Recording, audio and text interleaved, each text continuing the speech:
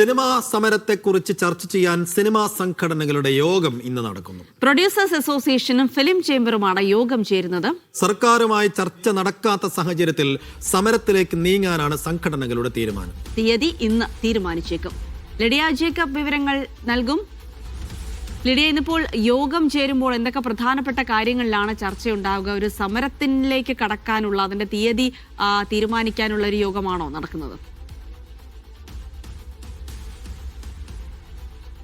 ജിൽസി സൈഫു, ഒരു സൂചനാ സമരത്തിന്റെ തീയതി തീരുമാനിക്കുന്നതിലേക്ക് വരെ കാര്യങ്ങൾ എത്തിയിട്ടുണ്ട് എന്നുള്ളതാണ്. കഴിഞ്ഞ ദിവസങ്ങളിൽ ഈ പ്രൊഡ്യൂസേഴ്സ് അസോസിയേഷന്റെയും ഒപ്പം ഫിലിം ചേംബറിന്റെയും ഭാരവാഹികളോട് സംസാരിച്ചപ്പോൾ അത്തരത്തിലാണ് നമുക്ക് മനസ്സിലാക്കാൻ സാധിച്ചത്. 21-ാം തീയതി സൂചനാ സമരം നടത്താനാണ് തീരുമാനിച്ചിരിക്കുന്നത്. നിലവിലെ തീരുമാനം അനുസരിച്ച് അത്തരത്തിലാണ് കാര്യങ്ങൾ അവർ തീരുമാനിച്ചിരിക്കുന്നത്. അതുമായി മുന്നോട്ട് പോകാൻ തന്നെയാണ് സിനിമാ സംഘടനകളുടെ തീരുമാനം. പ്രത്യേകിച്ച് കഴിഞ്ഞ ദിവസങ്ങളിൽ, അതായത് കഴിഞ്ഞ 9-ാം തീയതിക്ക് മുൻപ് തന്നെ ചർച്ചയിൽ, അതായത് സർക്കാരുമായി ചർച്ചയ്ക്കുള്ള തീയതി തീരുമാനിക്കാമെന്നതടക്കം സർക്കാർ ഉറപ്പ് നൽകിയിരുന്നതാണ്. പക്ഷേ അത്തരത്തിലുള്ള കാര്യങ്ങളിലേക്കൊന്നും നീങ്ങിയില്ല. തീയതിയോ കാര്യങ്ങളോ ചർച്ചയ്ക്കുള്ള ഒരുക്കങ്ങളോ കാര്യങ്ങളോ ഒന്നും തന്നെ നടന്നിരുന്നില്ല.